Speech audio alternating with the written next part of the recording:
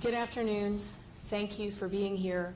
I am joined by Secretary of Public Safety and Homeland Security Stanley Metter, Secretary of Transportation Nick Donahue, State Coordinator for Virginia Department of Emergency Management John Scrivani, Commissioner of VDOT Stephen Britch, Superintendent of Virginia State Police Jeffrey Katz, Brigadier General Todd Hubbard of the Virginia National Guard, and State Health Commissioner Dr. Cameron Webb. I want to begin by giving a couple updates on where we are in our preparation for what we are anticipating to be a catastrophic storm. There will be dangerous ice accumulation. We know that the impact of this storm will be tremendous. Significant snowfall, significant ice. And we are anticipating, because of the dangerously low temperatures, ongoing impacts of this storm will continue after the point in time when the snow or the ice has stopped falling. the sleet has stopped. We want everyone to be prepared for significant and extended power outages during and after the storm because of wind that we're anticipating, because of the ice, and again, the freezing temperatures. We expect that Virginia will experience power outages even after the snowfall has ended. I'm going to open it up to questions in a few moments, but I wanted to give a couple updates on the preparation that we're doing across the Commonwealth. The Virginia Department of Transportation has completed all of their pre-treating and will continue to do the hard work of ensuring that we are ready for this storm. They have begun 24-hour operations, which includes pre-positioning of vehicles and tree crews. And for those who are in housing subdivisions, we want to be very clear in setting expectations because the primary and first tier of effort will be to ensure the ability of people who may need to get to warming shelters or to emergency facilities. Those who live in housing subdivisions need to be aware that it may be 24 to 48 hours, or in some cases more, after the snow has stopped before their roads in their subdivisions will be clear. State police have begun operating under 24-hour shifts, and they are going about the state pulling disabled vehicles off the road, again for preparation to ensure that the clearing of the roads and the preparations of the roads are ready. The Virginia National Guard has continued with their deployments, particularly of high mobility vehicles, and they will be positioned ready to assist with debris removal from the roads or the movement of people. The Virginia Department of Health has done outreach to all of its health districts. The Office of Drinking Water is ensuring that across the state we are ready, stress testing facilities in some cases. Virginia Department of Health has been in contact with acute care and long-term care facilities and hospitals across the Commonwealth to ensure that they are ready and prepared. Here in the Commonwealth, the state is also coordinating with our energy providers to make sure that we are in constant communication to ensure the ability to react to downed power lines and provide assistance where and contend with power outages and track those carefully. And then importantly, as of last night, we have now received a federal emergency declaration. This was a request that I submitted to the federal government yesterday, and I want to thank members of our congressional delegation for their letters of support, recognizing the significant impact that this storm will have on Virginia. And I want to thank Secretary Noem and President Trump for signing off on that declaration last night. We now have representatives from FEMA here on the ground, and with the category of federal declaration that we have, we are able to receive direct federal supplies where necessary for the purposes of health and safety of our fellow Virginians.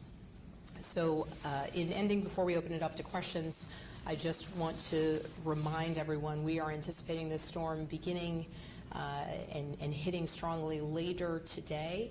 And so please use these final hours to be prepared, to make sure that you have blankets and warmth and food to make it through this storm. And every Virginian should stay off the road as of this evening, all day Sunday, and at least into the morning on Monday.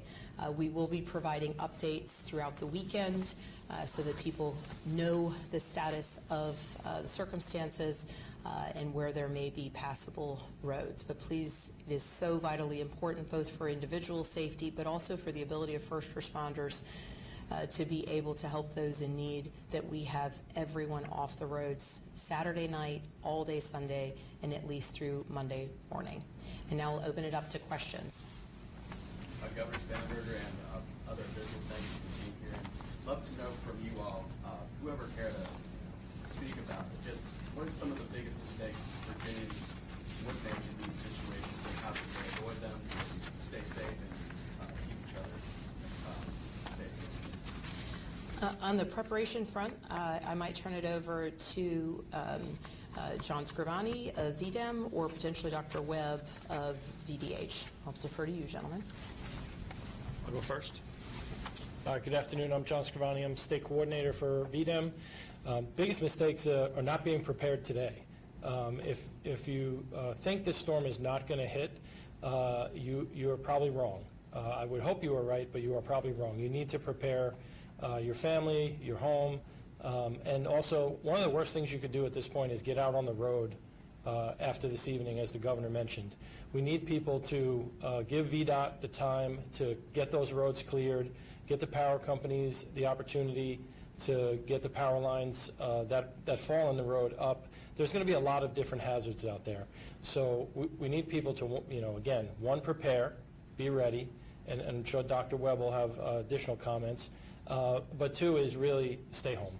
If you can, and we know that you may not have any power, you may be cold, work with your neighbors, and we're going to have to all work together to try and get through this.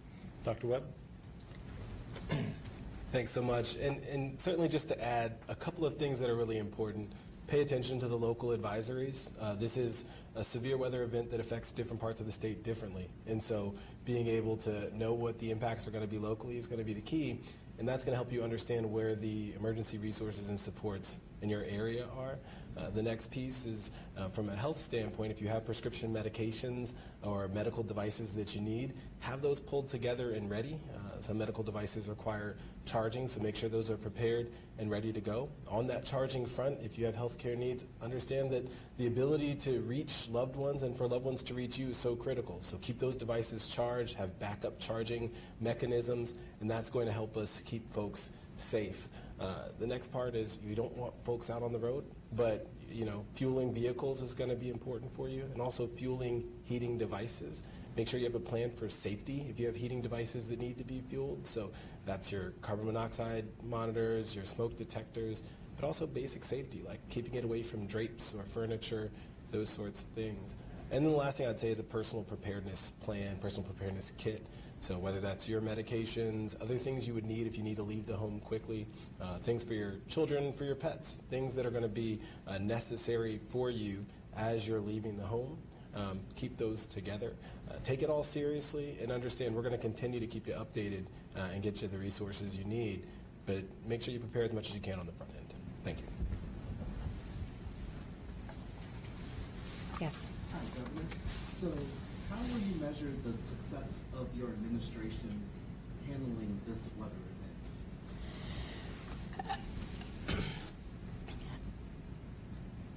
event? I would say that while I respect the press, I think when we're talking in terms of the safety of our fellow Virginians, this is about how we are keeping people safe, how we are keeping people informed. And I think that right now I am deeply grateful for the hard work of certainly the folks in this room. There are many, many more people in this room at this moment than just the folks behind me. The leadership of the folks behind me and the efforts to ensure that we are ready for this type of storm. You may have noticed through some of the press advisories that day by day it's been a severe weather storm, it's been a strong weather storm. Now we are in the place where we are characterizing and recognizing that this will be a devastating storm with major impacts across the Commonwealth. And so, my goal certainly in this storm and in responding to this crisis is that we're making sure that Virginians across the Commonwealth are hearing from the experts that know the work is being done on the ground to clear roads, to prepare, whether it's locally warming stations or whether it's ensuring coordination with hospitals in our health districts, and really being ready for the significant impact. But this will be a tough storm, and frankly, there is never success when there is this level. There is never sort of a clear line of what constitutes success when there is just so much on the line. But our goal here is to protect people, to protect our fellow Virginians, and ultimately get through this storm as quickly as possible and get back to normal normal functioning, whether it's of the energy grid or of our road systems, as quickly as possible. Governor Spanberger and other officials, I just would love to know from you all, on social media and sometimes on television, people talk about looking out for vulnerable populations, immunocompromised, elderly. Yeah. People who may suspect that something they're worried about their vulnerable neighbors. What advice would you all give to report that, just so everyone is good at the end of the day? Yeah, well, on this one, I'll turn it over to some of my colleagues here, but importantly, recognizing that your neighbors may need additional supplies, whether it's portable chargers so they can keep their cell phones and net connectivity to loved ones or to first responders. Recognizing that friends and neighbors may not have been following the news, ensuring that people know just how severe this storm will be and how significant the impacts.